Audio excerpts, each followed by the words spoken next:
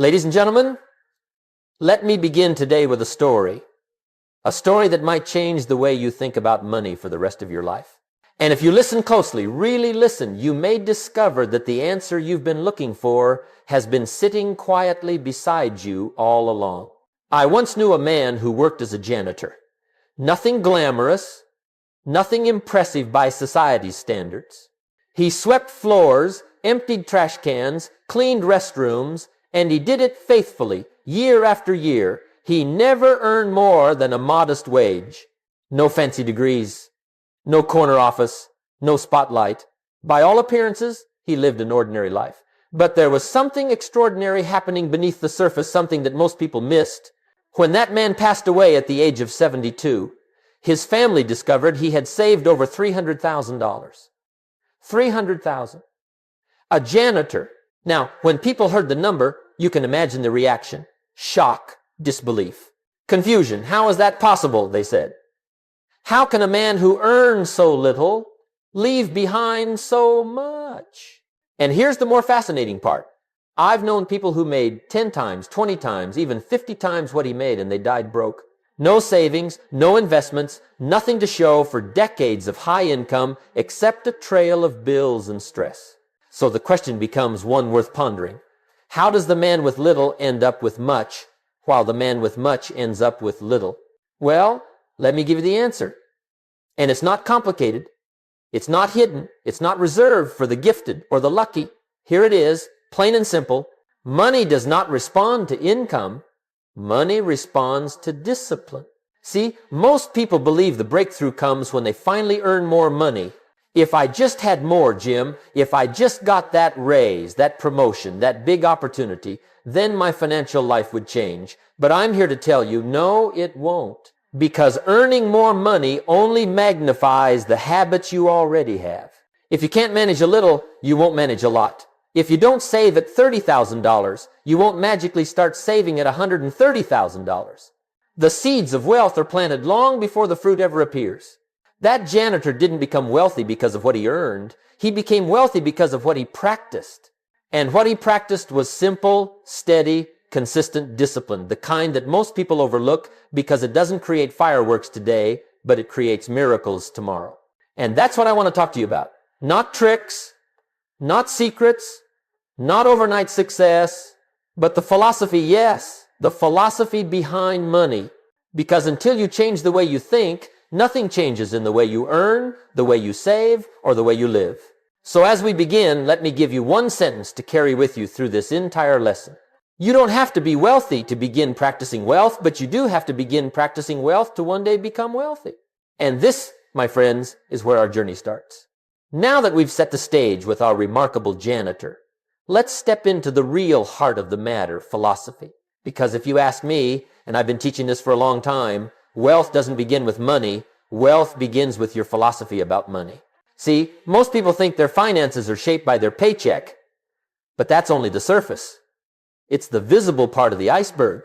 What truly shapes your financial life is what lies beneath your beliefs, your assumptions, your habits of thought, what I call your personal philosophy. Your philosophy is the master blueprint. It's the architect. It is the silent force that quietly writes the script for your future. And here's the astonishing part. Most people never examine it.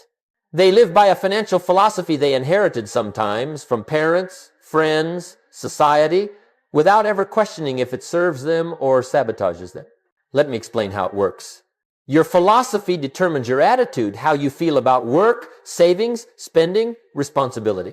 Your attitude then determines your activity, what you actually do with your money day after day. Your activity determines your results, the state of your bank account today. And your results shape your lifestyle, how you live, what you can do, who you can help, what options you have. But notice where it all begins. Not with the lifestyle, not with the results, but with the philosophy. And here's why most people never build wealth. They are trying to fix their results without fixing their philosophy. They complain about the harvest while ignoring what they planted.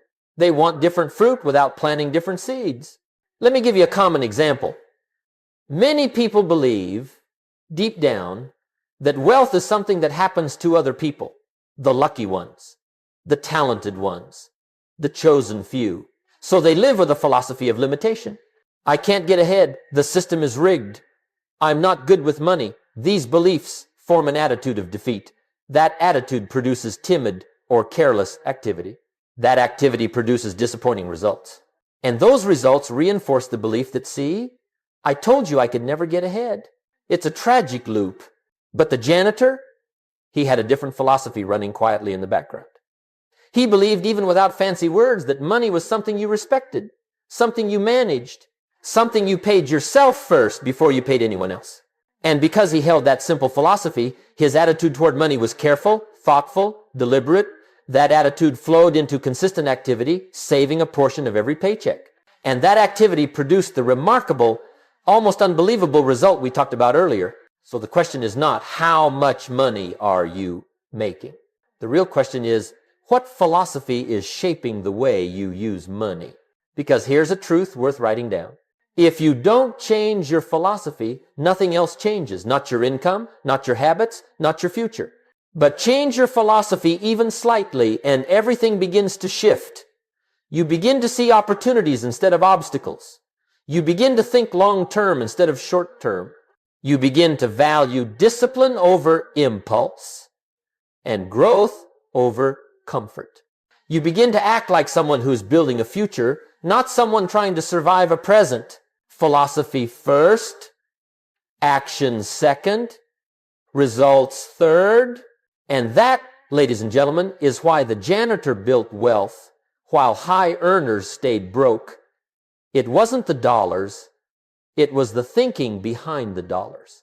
Now that we've laid the foundation of philosophy, let's move into one of the greatest financial principles I ever learned, and one that very few people ever practice. A principle so simple, you might be tempted to overlook it. But don't let its simplicity fool you. This idea has built fortunes. It has rescued families. It has transformed ordinary lives into extraordinary stories. Here it is. Before you pay anyone else, pay you. Now, most people don't do this. In fact, most people have it completely backwards.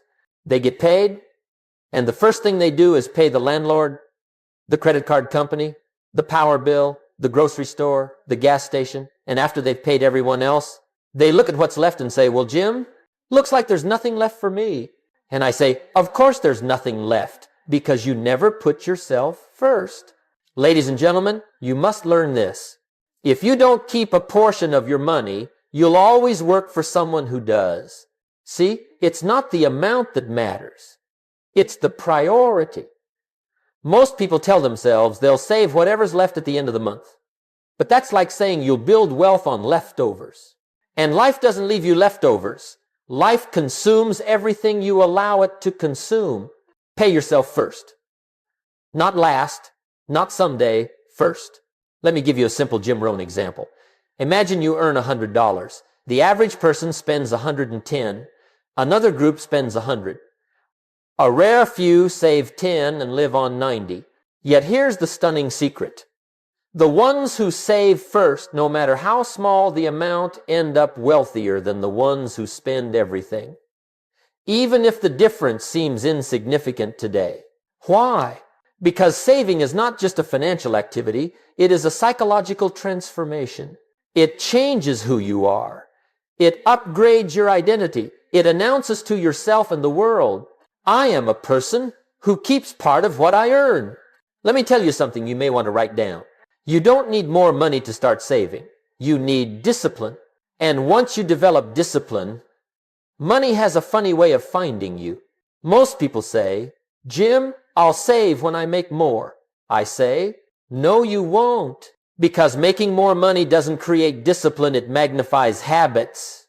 If you save nothing now, you'll save nothing later. If you spend everything now, you'll spend everything later. Only the numbers change, not the behavior. But the janitor, he did something spectacular in its simplicity. Every time he got paid, he took a portion, small but consistent, and he put it away. Before the bills, before the wants, before the temptations. He paid himself first. And here's what most people don't realize. When you pay yourself first, you change the direction of your life. One tiny financial decision repeated over and over, begins to compound quietly, invisibly. You don't see anything change in a month. You don't see much in a year. But give it 5 years, 10 years, 20 years, and suddenly you look up and realize you have built something enormous out of something small. That's how the janitor ended, with over $300,000. Not luck, not magic, not a miracle. Just disciplined philosophy put into consistent practice. So here's my challenge to you, beginning today. Find a percentage, any percentage that you can save. And every time money comes your way, pay yourself first. Not once, not occasionally, every time. Because if you will adopt that one principle, that one small discipline, you will have taken the first great step toward financial independence. Now let's pull back the curtain on what truly made the janitor's story so powerful. And let me tell you, this is where most people miss the magic. They're looking for something dramatic, something explosive, something that changes everything overnight. But the janitor didn't build wealth through dramatic actions. He built it through quiet consistency. Let me show you exactly what he did. Every single Friday when that paycheck came in, rain or shine, tired or energized, good week or bad, he took a portion of his money and set it aside. Not when he felt inspired. Not when the stars aligned. Not when there was extra. He did it because he had made a decision, and decisions are what shape destiny. You see, there's a misunderstanding in the world about wealth. People think wealth shows up like lightning, sudden, loud, and bright. But wealth doesn't work like lightning. Wealth works like gravity, steady, consistent, quiet, and absolutely predictable. The janitor's wealth didn't grow because he earned a lot. It grew because he saved a little for a long time. Let's look at the pattern. Week by week, nothing seemed to change. No fireworks, no celebration, just a small deposit. Month by month, a little pile was forming, but nothing impressive. Most people wouldn't have noticed. Year by year, the numbers grew heavier, the discipline grew stronger, and the results became harder to ignore. Decade by decade, he had built a foundation that many high-income earners never achieved, not because he out-earned them, but because he out-disciplined them. That's the secret. Let me give you a key Jim Rohn idea. Success is not one big leap. It's a series of small steps taken consistently over a long period of time. The janitor understood something most people never learn. Time and discipline, when combined, are unstoppable. He didn't buy lottery tickets hoping for luck. He didn't wait for a promotion that might never come. He didn't gamble on miracles. He invested in the one thing he could control, his daily behavior. Let me illustrate the invisible power of this. If you save $10 today, nothing remarkable happens. You don't feel richer. Your friends don't applaud. Your life looks the same. But if you fail to save that $10, guess what happens? Also nothing. No punishment. No dramatic decline. Your life looks the same. That's the dangerous part. Both choices look the same in the moment, but stretch those choices over 20 years, and the difference becomes enormous. The person who saved a little ends up with something meaningful.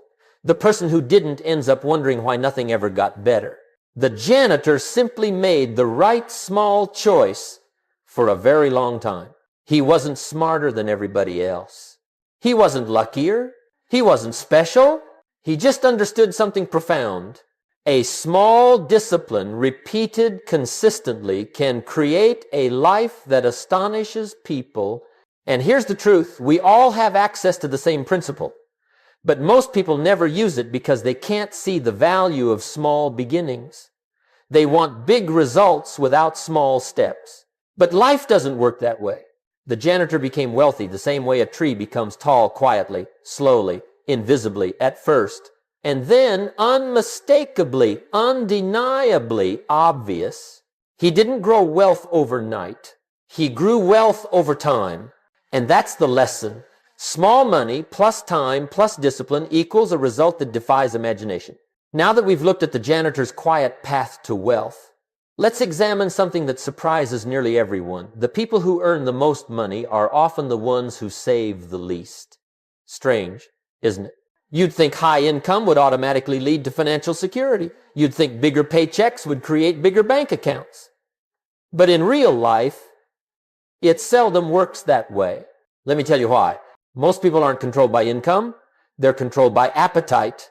And appetite, ladies and gentlemen, expands to fill whatever room you give it. If you make more, it wants more. If you earn a raise, it wants a lifestyle to match. A bigger paycheck doesn't create discipline. It just gives you more resources to satisfy desires you haven't learned to manage. Let me put it plainly. If you spend everything you make when you earn a little, you'll spend everything you make when you earn a lot. The habit doesn't change, only the numbers change. The high-income earner often falls into what I call the lifestyle trap. The moment their income increases, their lifestyle increases. Right alongside it, new clothes, better car, nicer apartment, fancy vacations, upgraded everything. And here's the problem. Once lifestyle goes up, it almost never comes back down. Lifestyle has a way of becoming permanent. But here's the irony. While their lifestyle is expanding, their financial freedom is shrinking. You see, there are two ways to be rich. One is to earn a lot. The other is to need very little. But the high-income earner often chooses a third path, earn a lot and spend even more, and that's how people with six-figure salaries end up living paycheck to paycheck. That's how someone making $150,000 a year can end up with less net worth than the janitor who earned minimum wage. Let me offer you a Jim Rohn truth worth remembering. It's not the money that makes you wealthy. It's the discipline that makes you wealthy. Let me tell you something else. When income goes up, most people upgrade comfort instead of upgrading discipline. They upgrade lifestyle instead of upgrading financial wisdom. They upgrade spending instead of upgrading saving. But here's what the janitor did, and here's what the wealthy do. They upgrade their discipline first and their lifestyle second. High income can become a prison if it creates dependence on maintaining a level of living that consumes every dollar you earn. We call that golden handcuffs. You look successful on the outside, but you're trapped on the inside, trapped by payments, by obligations, by the pressure to keep up appearances. Meanwhile, the janitor, simple, humble, unnoticed, was free. Why? Because freedom doesn't come from income. Freedom comes from margin, the space between what you earn and what you spend. Let me ask you a question, Jim Rohn style. Would you rather look rich and feel broke, or look modest and be financially free? Most people choose appearances. The janitor chose discipline. Most people chase status.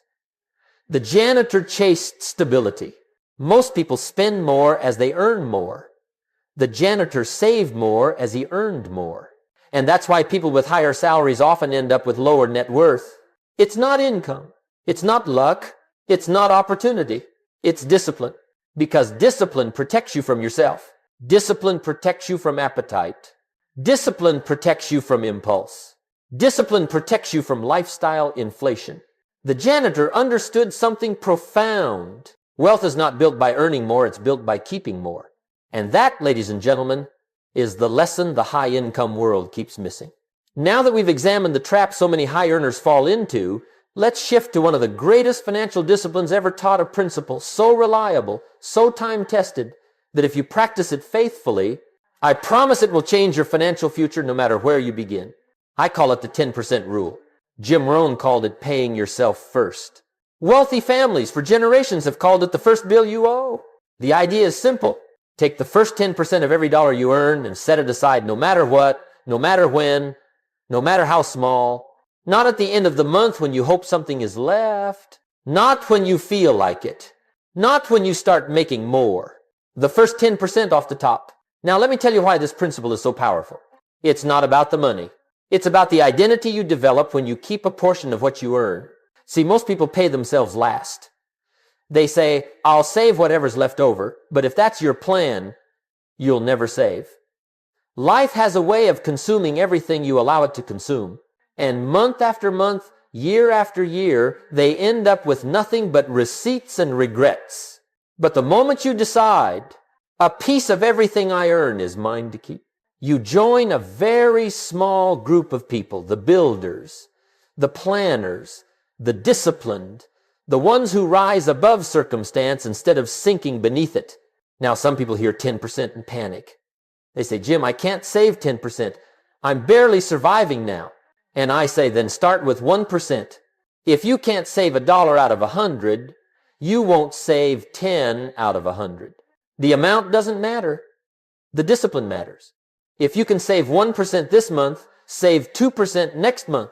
If you can save 2%, stretch to 3. The goal is not perfection. The goal is progress.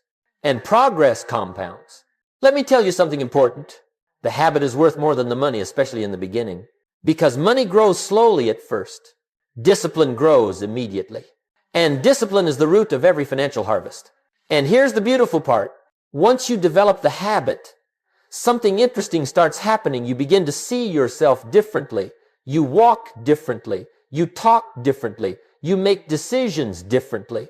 You begin to carry the quiet confidence of someone who is preparing for the future, not someone who is constantly running from it. Now let's add another layer. After you pay yourself 10%, something magical happens when you invest a portion of it.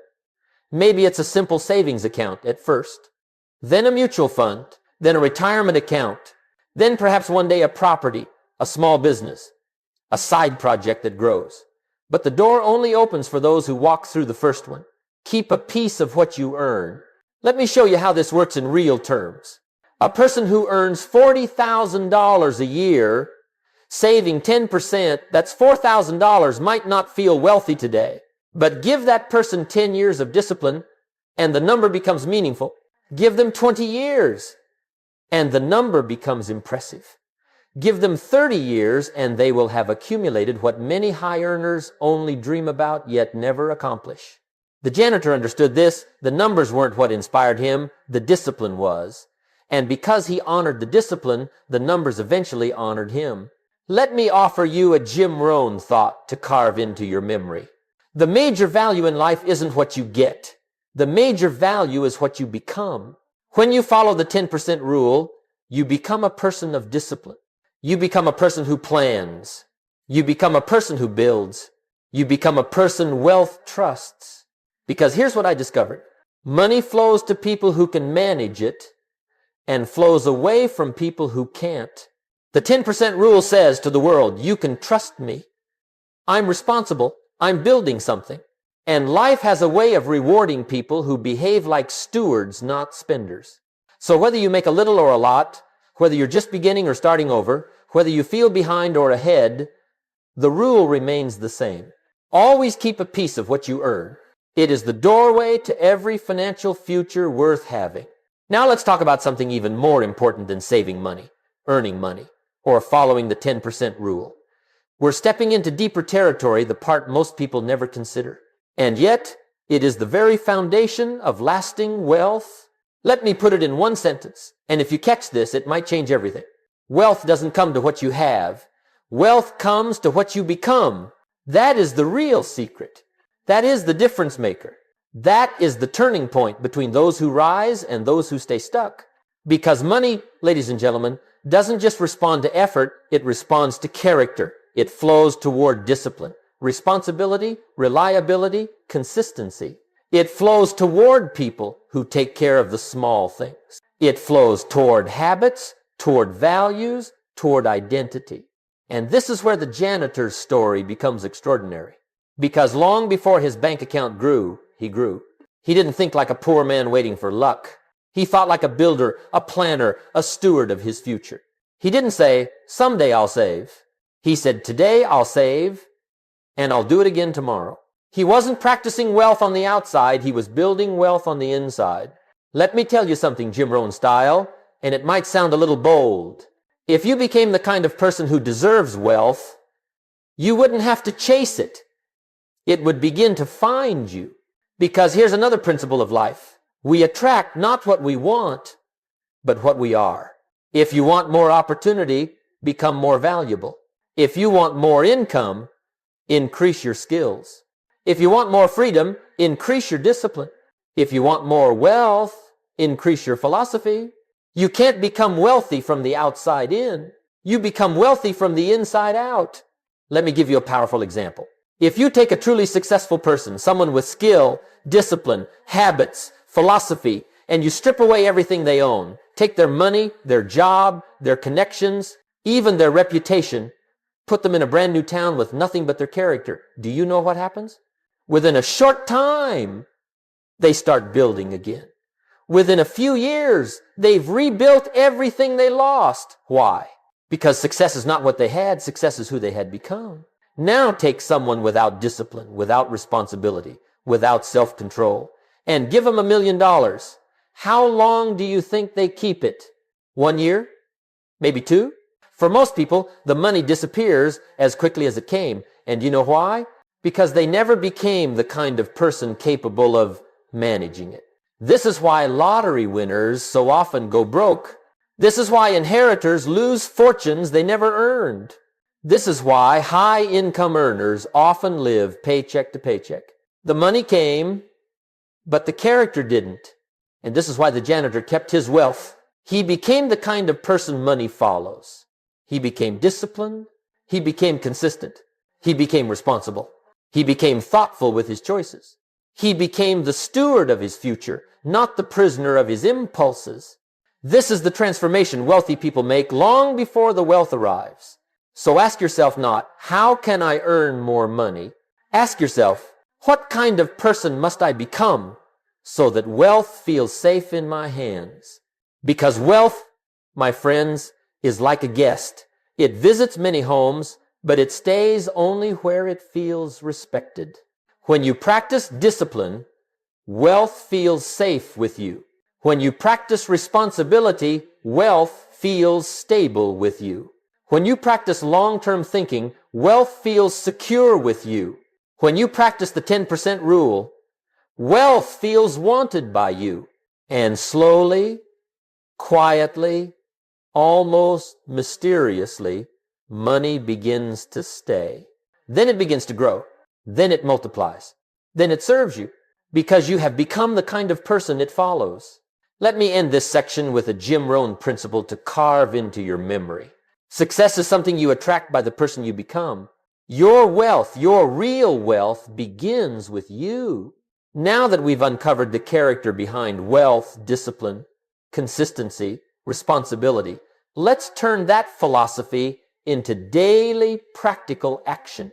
Because the real magic of money isn't found in dramatic moments. It's found in the routines, the quiet routines, the seemingly insignificant routines, the routines that don't look like they matter today, but shape everything tomorrow. Let me give you a phrase to remember. Wealth is built in routines long before it appears in results. The janitor didn't become wealthy because he made one powerful decision. He became wealthy because he made one simple decision, and he repeated it thousands of times. That's what you must learn. The janitor didn't practice intensity. He practiced consistency. So let's break down the routines that create that kind of consistency. 1. Daily routine, the habit of awareness. Every day, I want you to practice what I call financial awareness.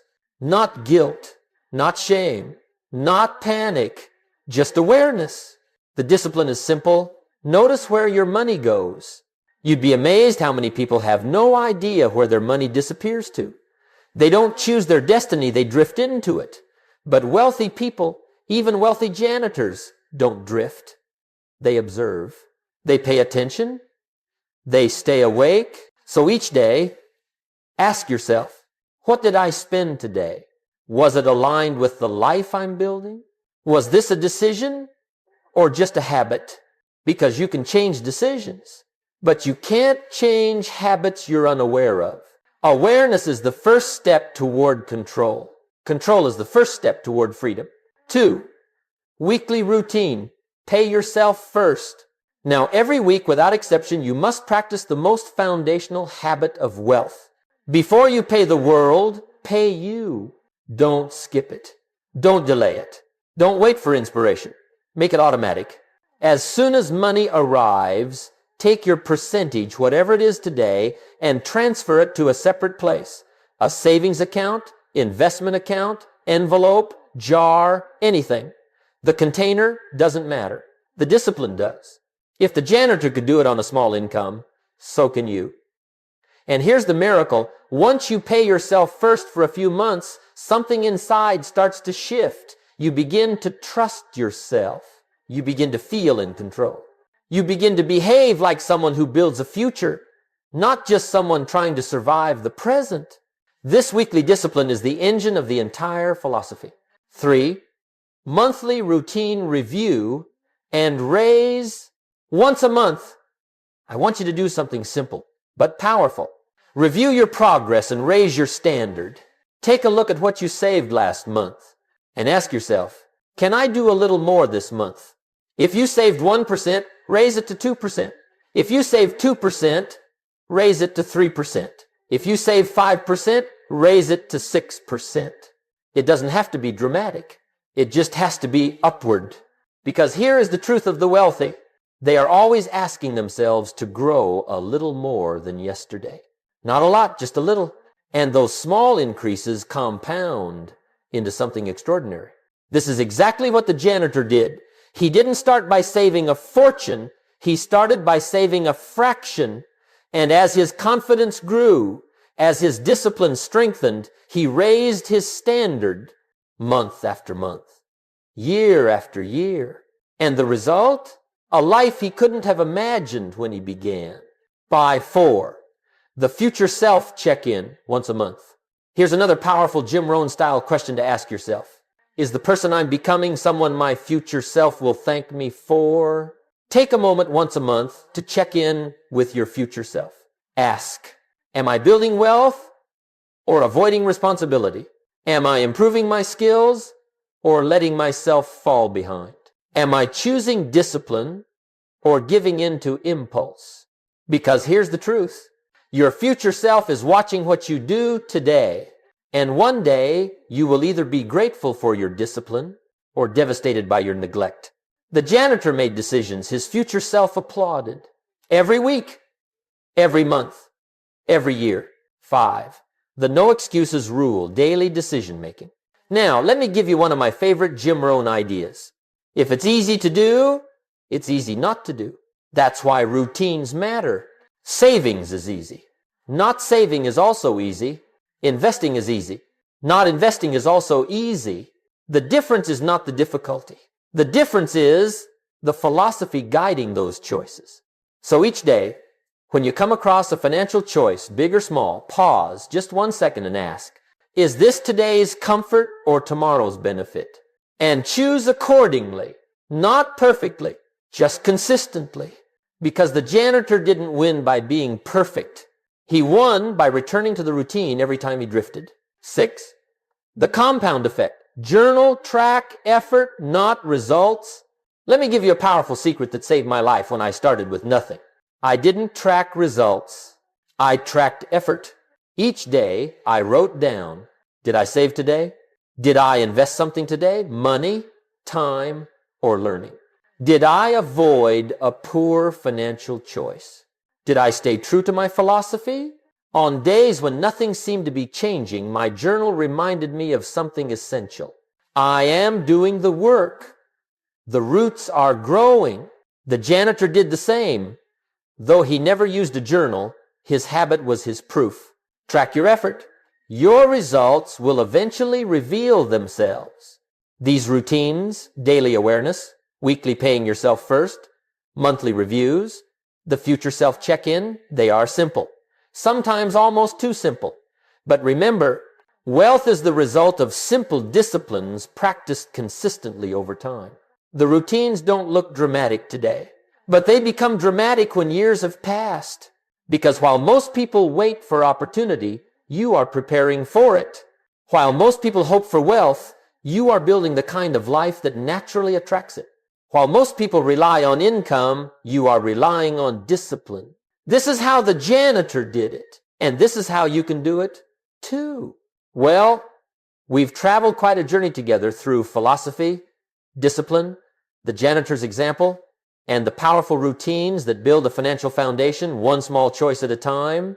And now we've come to the final part of this message. And I want to leave you with something simple but unforgettable. Because after all, the principles, the stories, the strategies, the routines, everything in this entire lesson leads to one moment. This moment right here, right now. The moment where you decide. See, wealth doesn't begin with money. It doesn't begin with opportunity. It doesn't begin with income, luck, talent, or timing.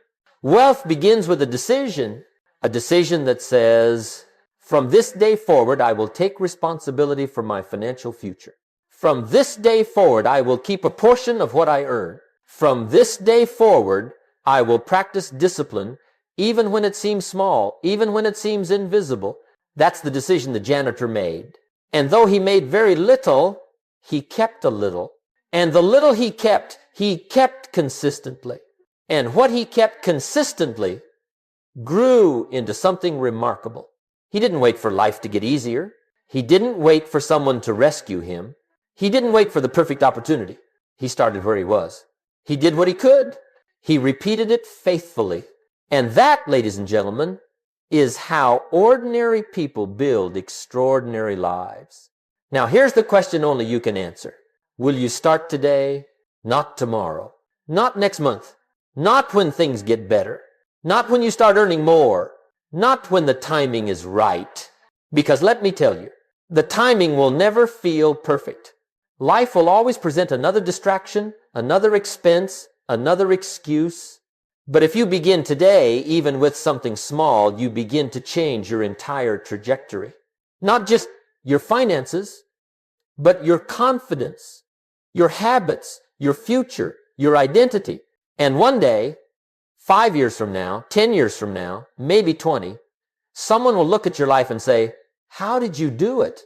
How did you go from there to here? And you'll smile the quiet smile the janitor must have smiled. Because the answer is simple. I made a decision. And I honored it one small day at a time.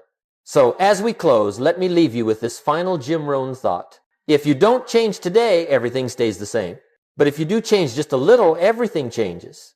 Let today be the day you begin paying yourself first. Let today be the day you begin becoming the person wealth can trust. Let today be the day you step into the future you deserve. Your future is watching. Your future is listening. Your future is ready.